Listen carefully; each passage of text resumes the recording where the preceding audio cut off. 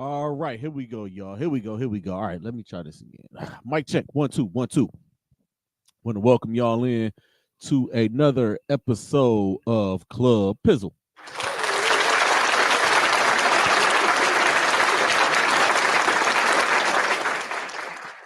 I am, of course, your host, Don P. You can call me Pizzle. You can call me Pod Guy. You can call me a lot of things. Best in the world, best at what I do. I'm him, all of those things. See my name at the bottom down there, right there, right. Bam, right there. I'm still getting used to my cameras and all of that.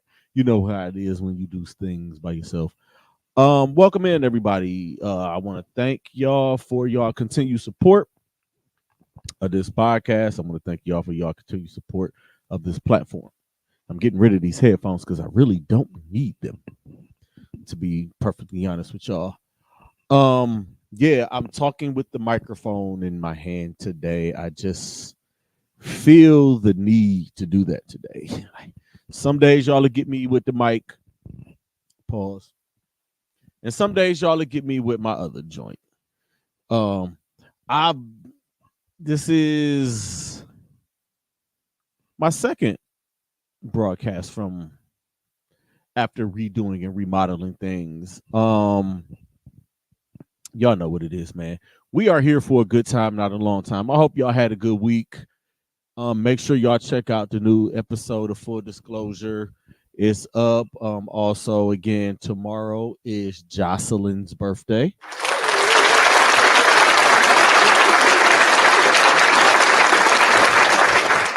So when y'all get a chance to tag her on Facebook, Instagram, Miss Green Knot Bandit, and wish her a happy birthday, and as she enjoys her day, whatever she's doing for her birthday. I ain't gonna say whatever she's doing. She says she's not doing anything. She says she's working or whatever. So happy birthday, Jocelyn. Hope your birthday is great. Enjoy it another year. We're gonna have some fun. I haven't figured out what I'm gonna do for her birthday for her yet, but y'all know what it is, man. Um, let's get to it. Y'all know how like anybody who's a content creator has a podcast, any of that stuff, or just in the sports world, things change at a drop of a dime. I came in to this week or left out of last week with the idea that, oh, this is what I'm going to talk about, and this is what I'm going to talk about, and this is what I'm going to talk about. And in sports, the unpredictability, like things happen in sports where you're like, oh, okay. So that happened. Now I got to add this. I can take this away. Basically, to all of my sports people out there, sports people who do sports pods, people who talk sports, you write about sports, whatever. If you do it a certain day of the week, just always be prepared to change on a dime. Because the same thing happened to me. That always happens to me. I have my whole entire show mapped out or a bunch of topics that I want to talk about, and something happens and something breaks. Things up. I'm not even going to complain about it. I'm going to just say things happen on Thursdays that I'm not even going to say forced to talk about, but the things that come up is like, damn, I do need to talk about this. And it's always a big breaking story. So the big thing going on here right now in Cleveland, Ohio, besides the red hot Cleveland Cavaliers, which I'm going to talk about later, is that word came down from somebody that the Haslams, Jimmy and Dee Haslam, are in the process of purchasing a large plot of land out in Brook Park, Ohio. Why is this news? Or why is this such a big deal in Cleveland? Anybody who's been paying attention and been looking around and just been or are a fan of the Cleveland Browns, y'all know that the stadium situation is an ongoing one. It's a fluid situation, if you will. It's a situation that nobody really knows what's going on. You hear something about it every couple of months, and I've been following this thing. Like, you hear about, okay, they're gonna do this, or they can use this site, they can do this, they can do that, they can do this. But this land that they bought is enough land where you can actually build an NFL standard stadium. Now everybody's kind of in an uproar. I'm not. I'm like, interesting. It was sent to me. Like, I had a busy day at work today. I was actually kind of working. So I got it sent to me, and I was like, very interesting. Because it is very interesting to see something like that pop up. And it's like, oh, okay, I see what's going on. So the thing that's going on with the stadium situation, let me just do a Pizzle recap. And I'm doing it responsibly. Just know that it's a responsible recap. And I'm giving my opinion on what's what. So something came up last year where they were talking about, actually this time last year, they were discussing a remodel of the current building, which is Cleveland Browns Stadium, which was known as First Energy Stadium, which is now Cleveland Browns Stadium. And they were saying there's a possibility that Cleveland Browns home games were not going to be in Cleveland for a couple of years, but that's a couple of years down the line. That's some of the first some things I heard. Then I also heard that there was a possible site right off of downtown, the old post office, right in the vicinity of Progressive Field and Rocket Mortgage Fieldhouse, which is not a bad spot. I know exactly where they're talking. It's like, oh, right there, that would be a good spot. And then you didn't hear anything. And then Justin Bibb, Cleveland Mayor Justin Bibb, said some things and hinted at something. And it's like, we're gonna try to do it, but we're not gonna do it like this, and yada yada yada. So I get it. Jimmy Haslam is looking outside the city limits, which I'm not upset at. There have been renderings of what the lakefront could look like if they put it on the existing site. Redo the stadium or remodeling the stadium, reshaping it, putting like shopping. I think some housing is supposed to go down there. It's a few things that's down there that it's like, all right, looking at the renderings, like this actually looks pretty cool. But looking at where this new site is, and it makes you think, it gets you to thinking. You're looking at a lot of different cities, or two in particular. Let's look at two stadiums in particular, or three, maybe. Let's look at three. Let's look at MetLife Stadium out in New York. Let's look at SoFi Stadium in Los Angeles, and let's look at AT&T Stadium in Dallas. Those are in suburban cities of the big city, or even just New York is in a whole nother state. It's literally across a bridge, but the location, like, y'all get it. And also Buffalo. Buffalo is building their new stadium. Like, it's Buffalo and it's Orchard Park. Like, they're stone's throw away from each other. So I'm looking at this site where they're going to put this possible, and there's nothing etched in stone. It's not even confirmed that Jimmy and D. Haslam have bought this land. I'm going to say, in my opinion, I think the land is as good as bought. There's a proposal on the table. You think they're going to turn it down? Absolutely not. It's business. So the idea that Jimmy and D. Haslam have is probably something like they do have in Los Angeles with SoFi Stadium. And in Dallas and Foxborough, New England, a lot of these stadiums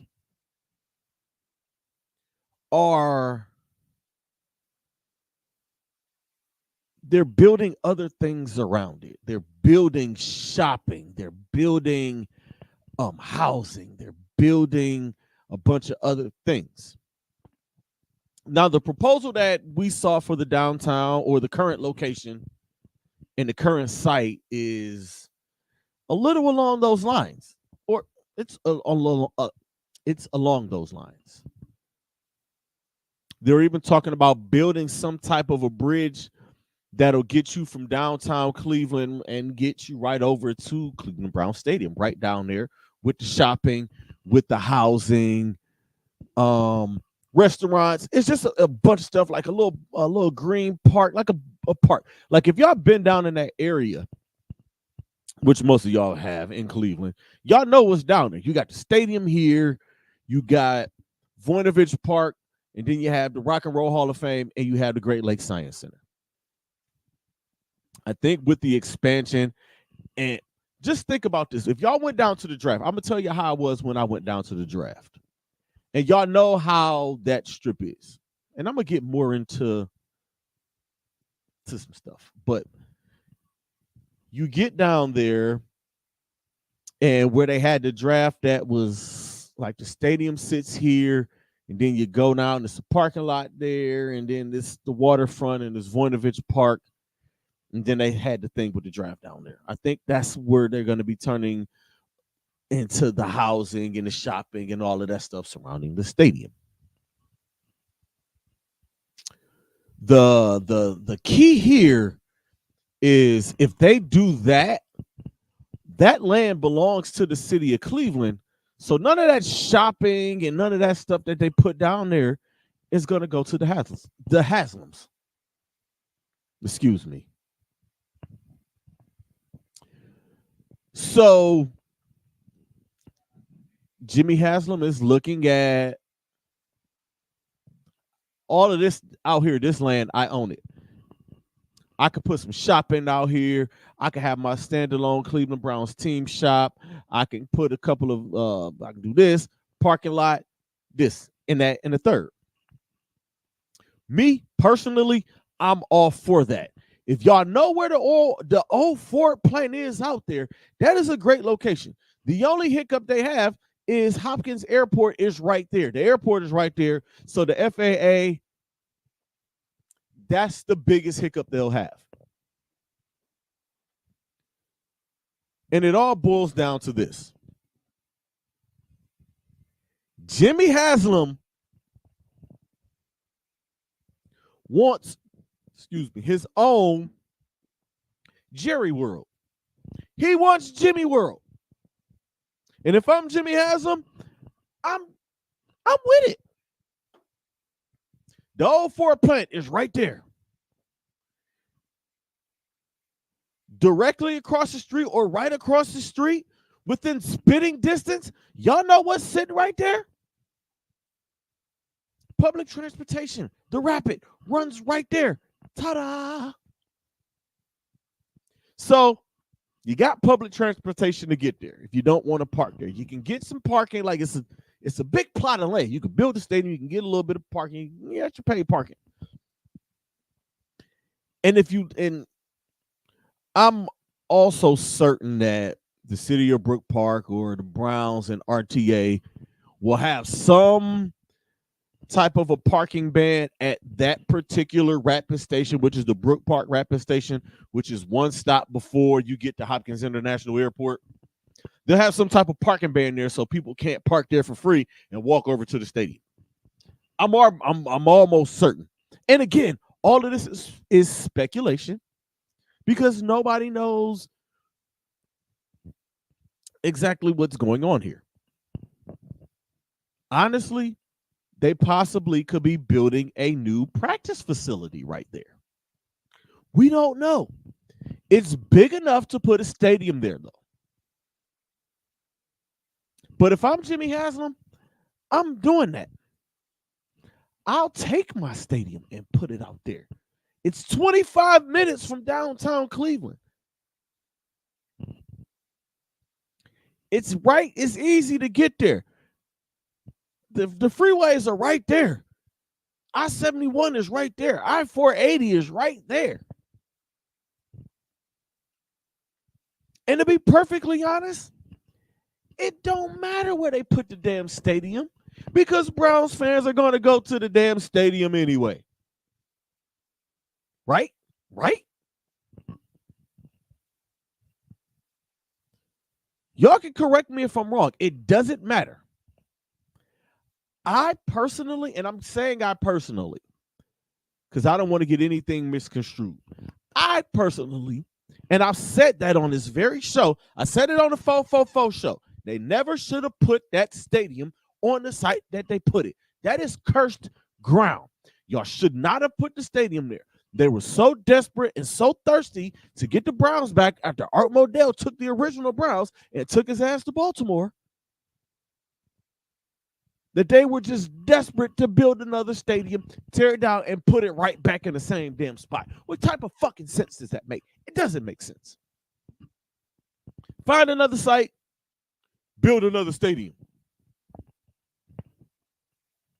I still personally think y'all should have let Art Modell take all of that shit with you. Let us start the new tradition. But I forgot where I live. And fans know I'm not going to kick your back in. I'm not here to do that. I'm not doing that in 2024. I'm not. Just not going to do that. I'm just going to say they should have not built a stadium there. They should have let Art Modell take those colors and those fucking records and shine them up nice, turn them up fucking sideways, and stick them and go to Baltimore. Bye. But again, this situation is just that. It's a situation. We'll see what comes of this. I'm personally going to be paying a whole lot of close attention to this. But again, I'm going to recap it and say he looks at Jerry Jones as a person. He wants to be Jerry Jones, Jimmy Haslam I'm talking about. And he wants to build a Jerry World. So give us Jimmy World out in Brook Park. We going out there anyway. I'm taking a rapid out there, goddammit. Y'all best believe I'm parking at West 150th and I'm getting on the train and I'm taking a stop. And bam, I'm going out to the stadium. It don't matter where they put the goddamn stadium. They could put it in Brook Park. They could put it in Brunswick. They could put it in fucking East Cleveland. We gon' go. We gon' go see our Cleveland Browns. It does not matter. It's all of y'all traditionalists. I'm not going to kick y'all back in. Y'all have the right to feel the way y'all feel, just like I have the right to feel the way that I feel. And I'm going to leave it at that. And I'm going to move on to my next topic, which is the red hot Cleveland Cavaliers.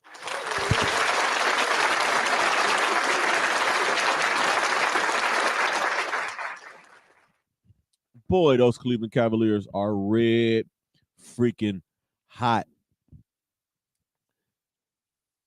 14-15, 7 in a row. A victory over the Washington Wizards last night. As y'all are watching this, they are currently in Brooklyn taking on the Brooklyn Nets.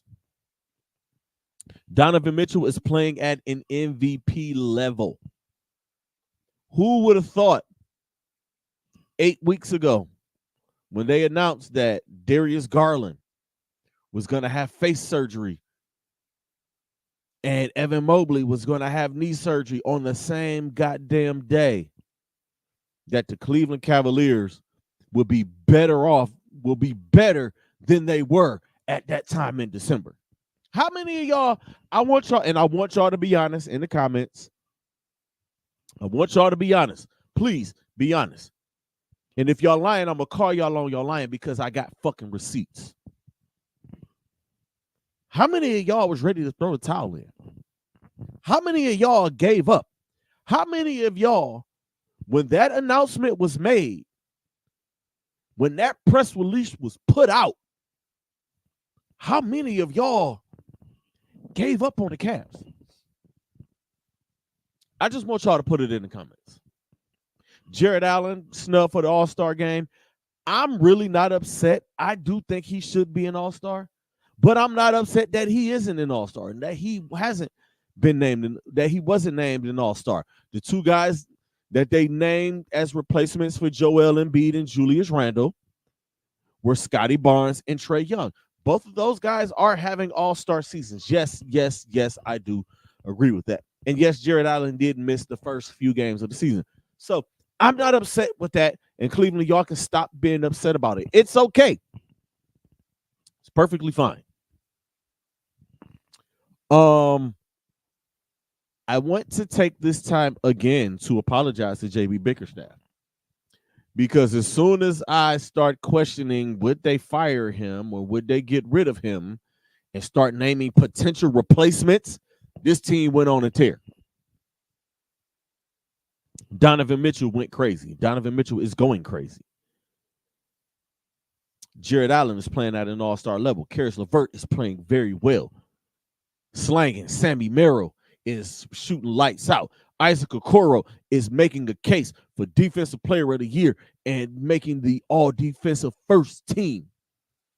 Dean Wade is doing everything but scoring. Not too much on Dean. Not too much on Dean. He doesn't score. That's not what he does. But as a perimeter defender, Dean Wade is doing his job. Who else has stepped up? Like everybody has stepped up. Craig Porter has stepped up in minutes. You got our new additions, Max Strus, George Niang, balling. George Niang had a great game that I was in attendance for, and I was so like elated to be in attendance for that and to watch that dude ball out. He damn near had a perfect freaking game. So I was pumped about that. So again, I apologize, JB, because I wasn't sure. The guys have come back. Evan Mobley has come back, and in the past couple of games, he has been so efficient. I have no complaints about what he's doing. If he's going to be this efficient, he don't have to be 25 and 15. And I'm looking at his numbers, and one game, like he's 11 for 15, and it's like I'm not expecting him to shoot 11 for 15. I'm really not. And last night he went like 9 for 10 or 8 for 10 or 8 for 9 or something like that. He's scoring at an efficient level. He's playing a lot more aggressive. He's shooting the three and he's knocking the three down. And it makes me wonder, how long was this knee bothering him coming into this season? That makes me wonder. Darius Garland is slowly working his way back in, and that's fine. And he's becoming a better facilitator, and he can hit those knockdown shots. But Darius Garland and Donovan Mitchell in that backcourt, I'm fine with it. The trade deadline came and went. The Cavs didn't make a move, which they really didn't need to. I would have liked to have Dorian Finney-Smith or a PJ Washington or Miles Bridges, but that's okay. We didn't get him. Let's see what happens in the offseason. I'm not going to complain about that. I think the buyout market is going to be kind of dry. It's some stupid ass rule out there that it's certain players that they can't go after. Spencer Dinwiddie is a guy that I would like to have. He was traded today and released.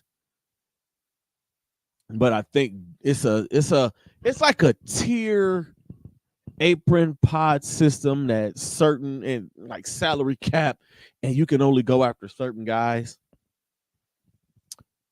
I would have loved for the Cavs to get either another 3D wing or another wing player or get another big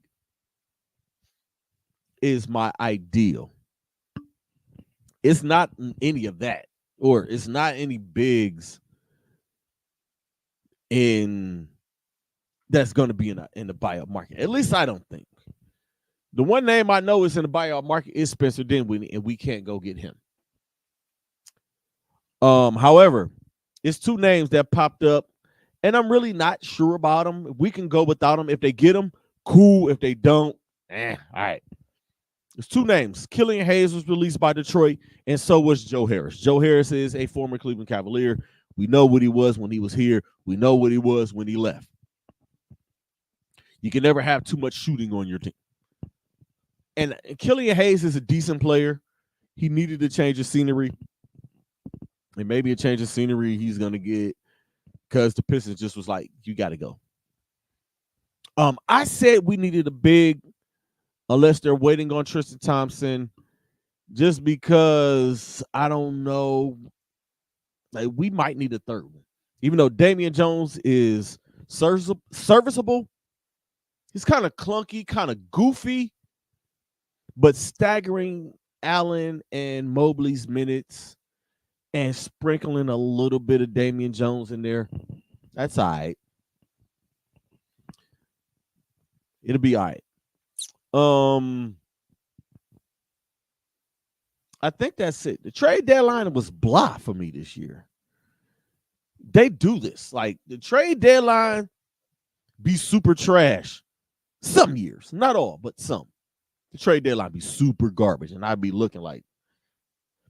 But as a basketball lifer, as a super NBA fan, as somebody who is a season ticket holder for a G League team, and now I am officially a season ticket guy. I will be in the 2024-2025 season ticket holder for the Cleveland Cavaliers.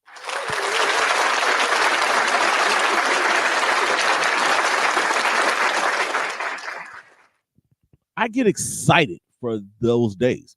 The trade deadline, first day of free agency, opening night, Christmas Day, specialty games, balling in Paris, playing in Japan, playing in China, all of these different places, playing in Africa, playing in Mexico.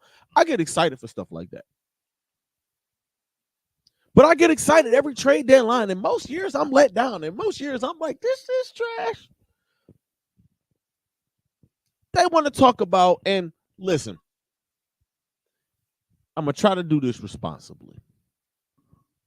I am going to do this. I'm not going to try to do this responsibly. I'm going to do this responsibly. I have an issue with the way the national media is trying to force the New York Knicks to be relevant again. I have a huge issue with that. I have a big problem with that. I do not like it. The fact that those guys on ESPN can sit up there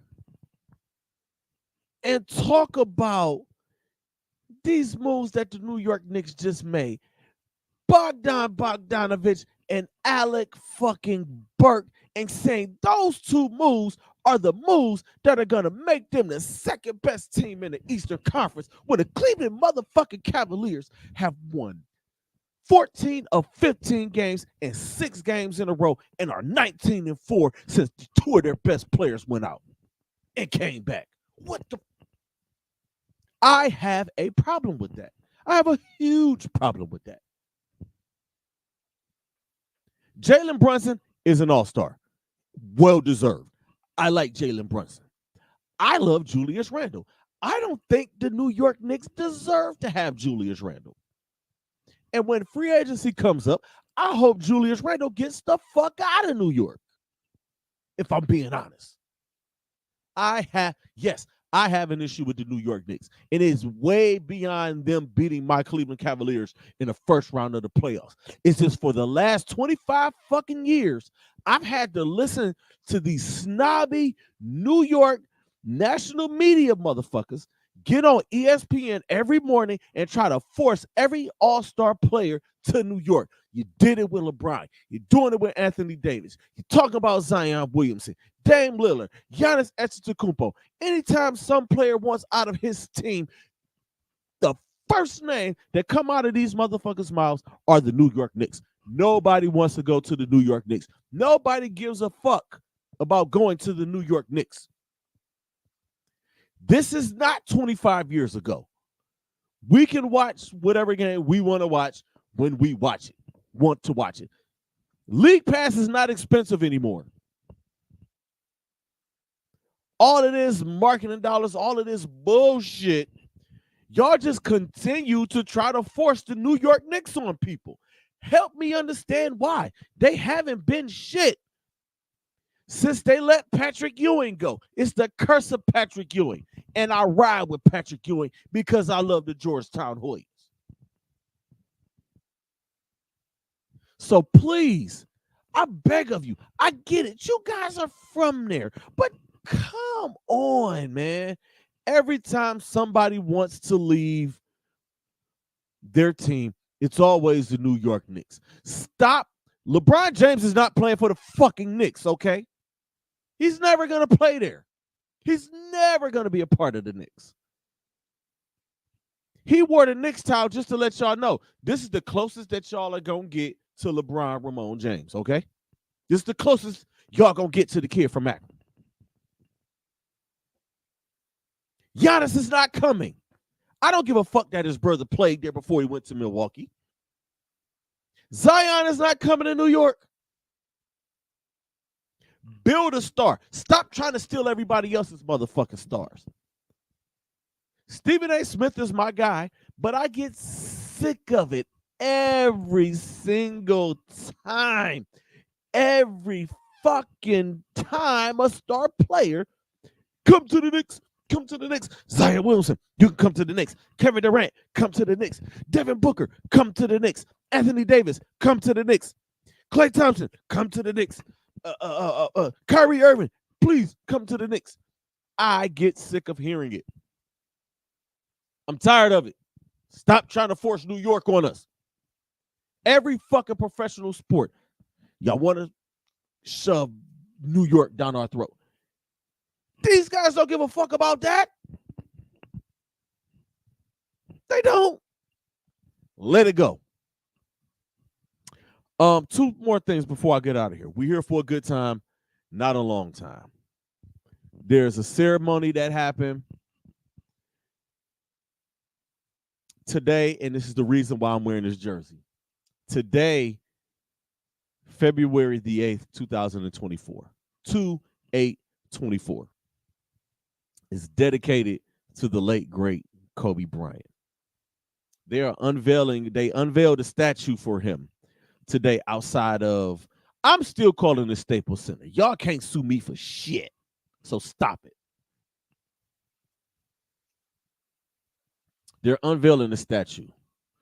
Where they unveiled the statue, a lot of his former teammates are there. A lot of former Lakers, this Laker Nation is close to the public.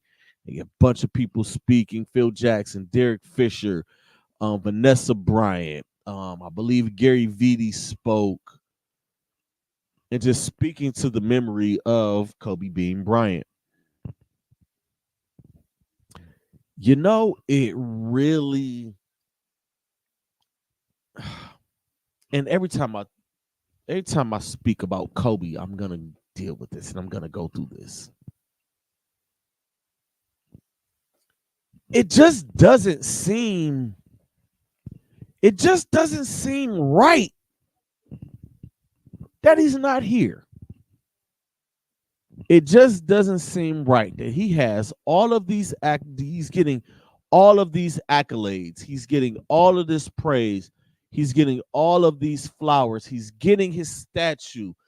The All-Star game will forever be dedicated to Kobe Bryant if they're going to continue to do the target score at 24 for the fourth quarter. It's forever going to be. And he's not here to see any of it. He's not here to hear any of these stories. about him. That shit just don't sit right with me. Something else that don't sit right with me, and I'm gonna move on, is the fact that Shaq is out here trying to spin everything and spin all of their beef at some fucking plan that he made up just to spin the fact that he was a fucking asshole to Kobe. And saying I made this like this was my plan all along, and this is why we were successful. No, y'all were successful because y'all were the two fucking best players in the world playing with the best fucking coach in the world. So stop trying to spin it your way and stop being so fucking narcissistic about it. That's just how I feel about it. And I still love Shaq, but I just don't like the way that he's out here now trying to spin that shit. I got a problem with that. I have a right to have a problem about that. I have that right. Right? But this statue, this is, oh man. And I'm gonna move on because I don't want to sad y'all out, and I honestly do not want to cry on my fucking platform. Just because of what Kobe meant to me. And I can remember arguing with people about Kobe back in 1998, 1999. I can remember arguing with people about how good Kobe was. I can remember people telling me that Kobe wasn't good. I can remember people telling me Kobe wasn't shit. I can remember people telling me Kobe is not an all-time great. I can remember people telling me that there's 20, 10, 15, 20 players better than Kobe Bryant. And I didn't buy none of that shit. Nobody couldn't tell me anything about Kobe being Bryant. Couldn't tell me nothing. Couldn't tell me that he wasn't that dude. Couldn't tell me that. So, but this statue unveiling, beautiful statue. Also for Gigi, like I have a daughter that's just Gigi's age, and like that shit still bothers me. Like, I have a daughter that age. Like Kobe made girl dad shit seem really cool. Let me tell y'all something. Hey, Bean, I know you made girl dad being something cool, but you didn't tell us everything. You didn't tell us all the parts of it. We saw the good parts. We saw the fun parts. Oh, girl dad, girl dad, girl dad. It's another part of that girl dad shit that if y'all where I'm at with mine, 18, 15, 16, and 14, then y'all know. But again, rest in peace, Kobe Bryant. Rest in peace, Gigi. We love you. We miss you. With that, I'm gonna move on. It's Super Bowl Sunday, y'all.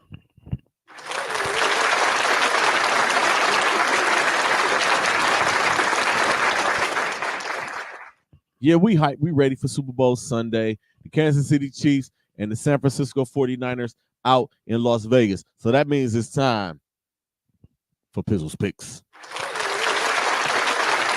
What's up? And we're going to keep this short and sweet. I think y'all know where I'm going with this. There is no way, no how, no chance in hell that I'm going to bet against that young man out of Texas Tech, number 15, Patrick LaVon Mahomes II. So my Super Bowl prediction, I'm going with the Kansas City Chiefs to get their third Super Bowl win in 4 years by a score of 27-20. And my Super Bowl MVP is Patrick LaVon Mahomes. And with that being said, I'm going to get out of here, y'all. I really appreciate y'all for tuning in. Thank y'all for tuning in. Make sure y'all tune in next week. It's All-Star Weekend. It's going to be wall-to-wall NBA. I'm going to preview just give y'all all of the All-Star shit and whatever else goes on in NBA. And it's probably gonna be some crazy news story or some shit that's gonna happen. But y'all know what it is, man. Always protect your peace, protect your energy. The message is more important than the messenger. And creators, be great. Stay positive, because negative energy is trash. Until next time, y'all. Peace.